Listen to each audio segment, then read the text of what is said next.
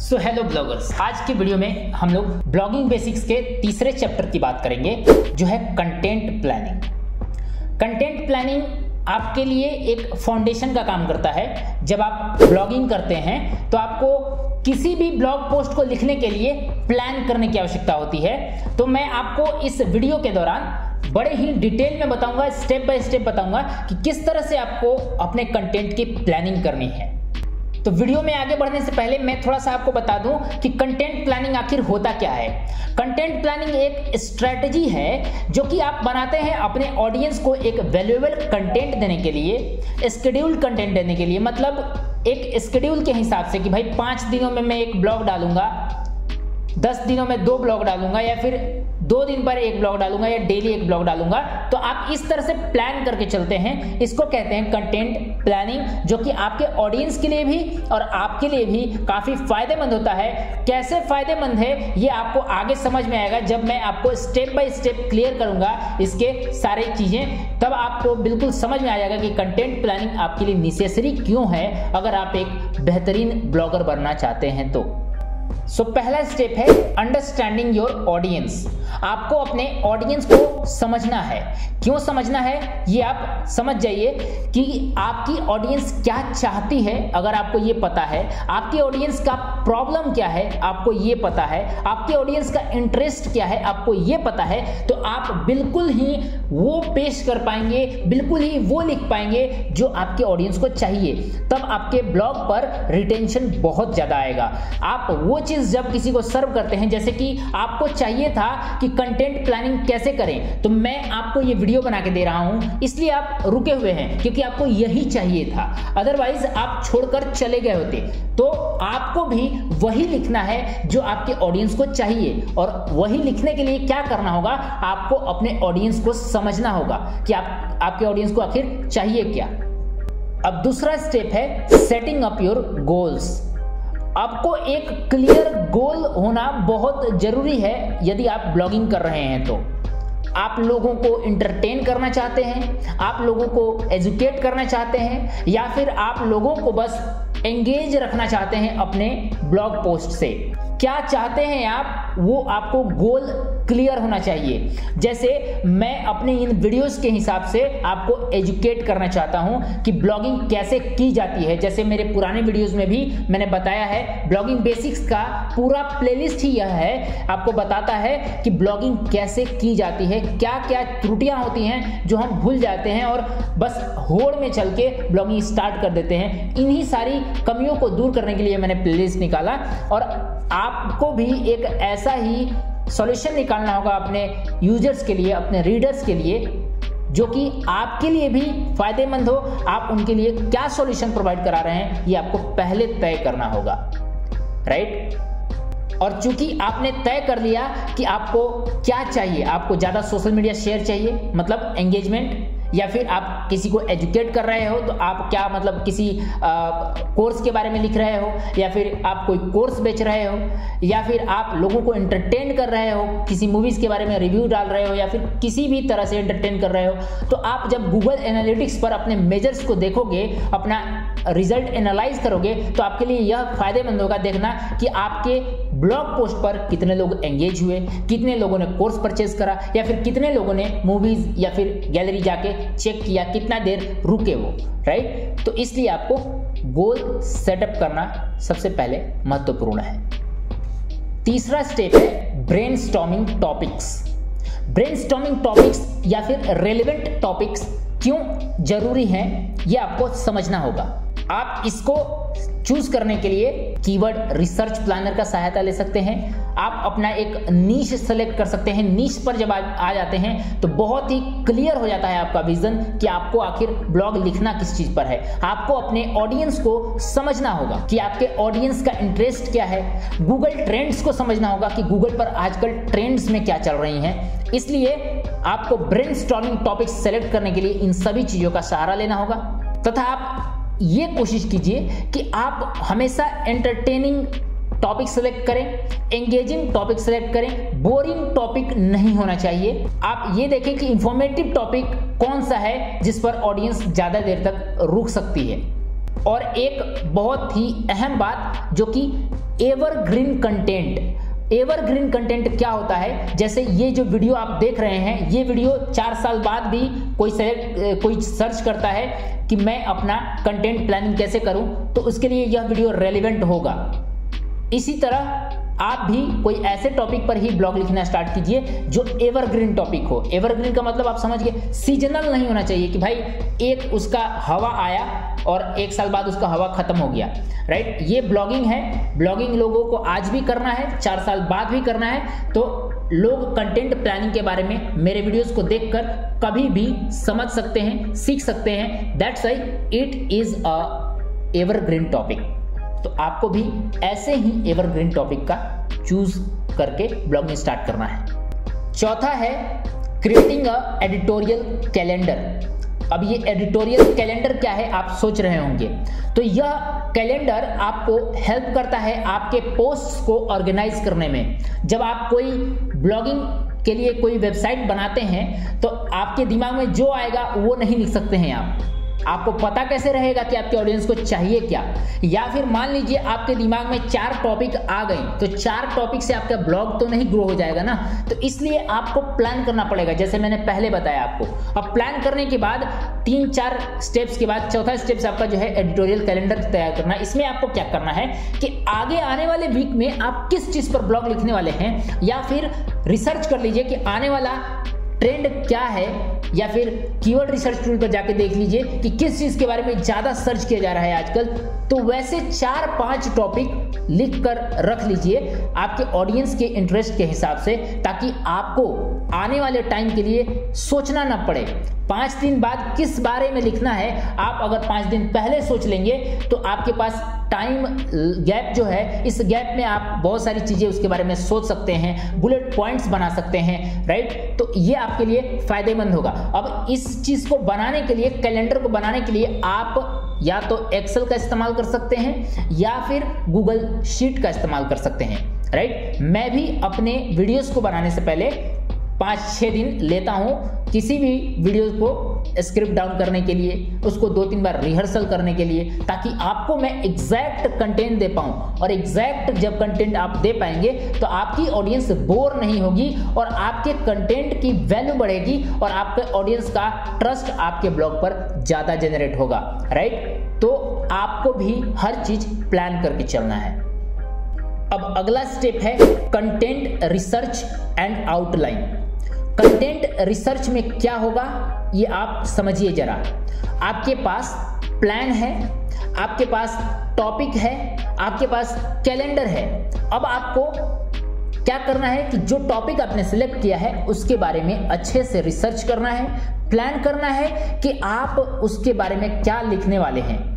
5 दिन का जो आपके पास गैप था, उस गैप में आपने सोच तो लिया, आपके दिमाग में चीजें आ तो गई।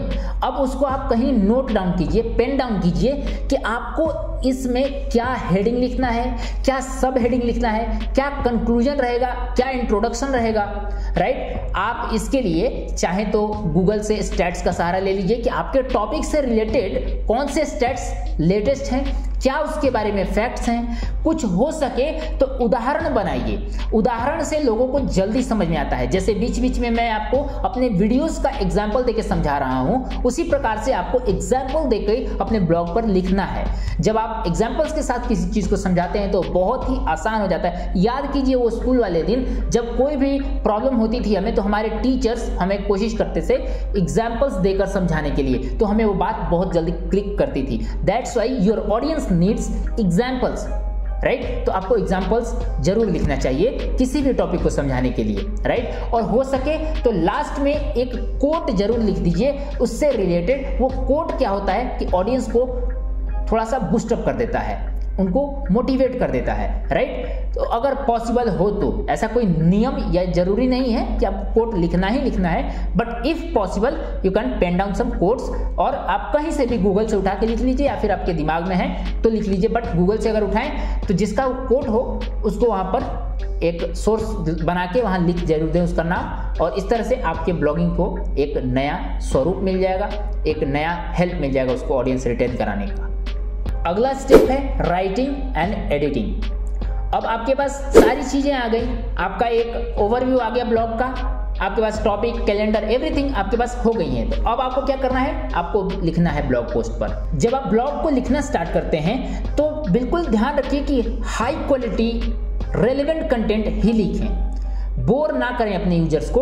बोर करने से क्या होगा कि यूजर डाइवर्ट हो जाता है, राइट। तो बिल्कुल हाई क्वालिटी रेलेवेंट कंटेंट लिखें, राइट। उसको वेल स्ट्रक्चर्ड मैनर में लिखें। जैसे अगर आपको ब्लॉग लिखना नहीं आता है तो आप कुछ ब्लॉग्स पढ़िए, कैसे लिखा जाता है ब्लॉग को। जैसे इंट्रोडक्शन लिखा आपने शुरू में, राइट, हेडिंग तो आपका आ ही गया, इंट्रोडक्शन लिखा, इंट्रोडक्शन में आपने पूरे ब्लॉग का एक सारांश जो है बता दिया कि इस ब्लॉग में होने क्या वाला है आखिर, राइट। उसके बाद आपने एक पैरा लिखा जिसका आपने हेडिंग बनाया कुछ, ठीक है, सब हेडिंग जिसको कहते हैं। फिर उसके बाद आपने कुछ स्टेप्स लिख दिए, बुलेट पॉइंट्स लिख दिए, फिर उसके भी सब हेडिंग के भी सब हेडिंग बना दिए।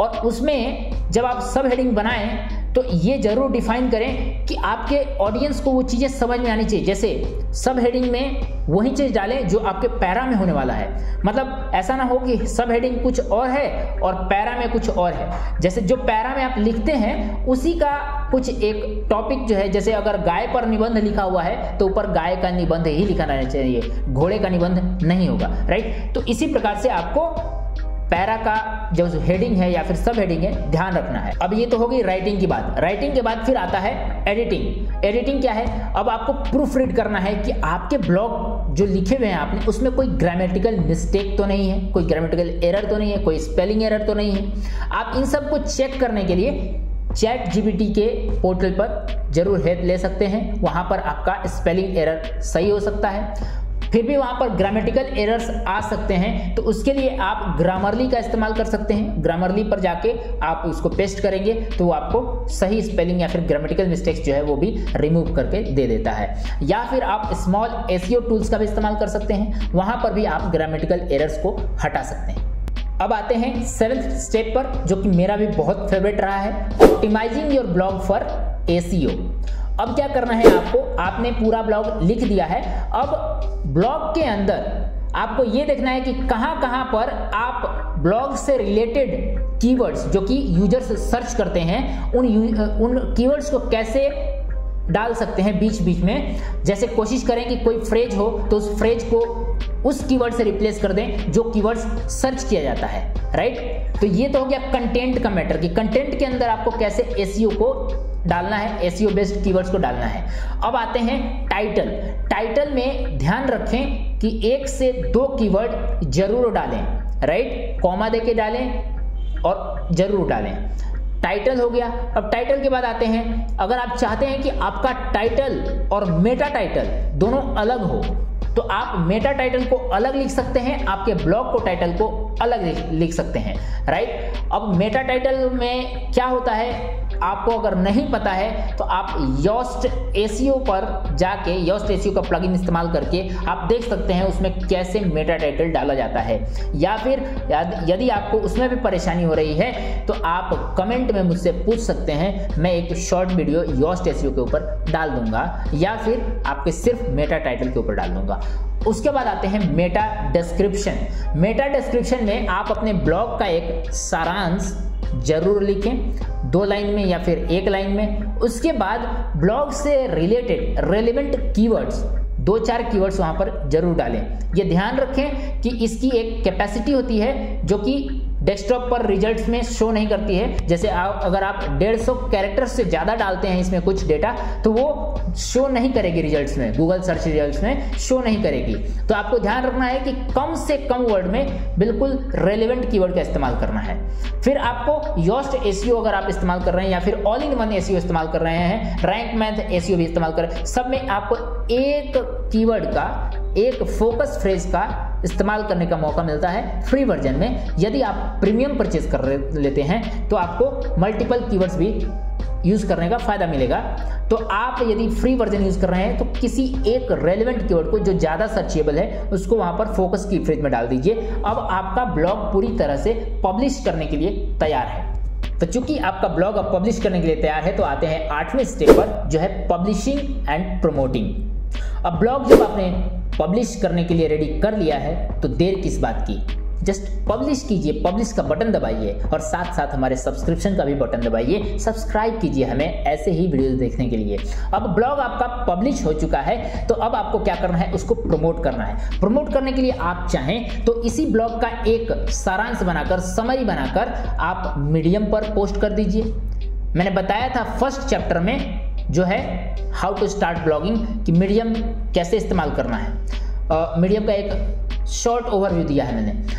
कोरा पर पोस्ट कर दीजिए, कोरा.com पर, वहाँ का भी मैंने इंट्रोडक्शन वहाँ दिया था। अगर आपको डिटेल में जानना है तो कमेंट करके मुझसे पूछ सकते हैं, मैं उसके बारे में वीडियो डाल सकता हूँ। राइट, अब आपको क्या करना है, इन दोनों चीज़ों पर पोस्ट कर दिया आपने, आपका वहाँ पर ब्लॉग का लिंक लगा दीजिए, रीड इन डिटेल या फिर रीड मोर करके वहाँ पर अपने ब्लॉग का लिंक लगा दीजिए। तो वहाँ से जो यूजर पढ़ेगा वो आपके ब्लॉग साइट पर रेफरल आ जाएगा आपके यहाँ। राइट, अब आप इसको चाहें तो सोशल मीडिया पर प्रमोट कर सकते हैं। अब आप चाहें तो ईमेल भेज सकते हैं अपने पुराने यूजर्स को जो आपके वेबसाइट पर आते हैं, या फिर आपके दोस्तों को, मित्रों को, किसी को भी आप अपने फ्रेंड्स फैमिली सर्कल में शेयर कीजिए, ग्रुप्स में शेयर कीजिए। तो इसको प्रमोट कीजिए। जब आप ब्लॉगिंग शुरुआत करते हैं तो आप इसको प्रमोट कीजिए ज़्यादा से ज़्यादा। आप चाहें तो ट्विटर पर पोस्ट कीजिए, आप चाहें फेसबुक हैंडल से शेयर कीजिए, आप चाहें तो उसके बारे में एक शॉर्ट वीडियो बनाकर यूट्यूब पर भी डाल दीजिए और वहाँ पर डिस्क्रिप्शन में लिंक पोस्ट कर सकते हैं आप कि भाई अगर आपको इसके बारे में पूरा जानना है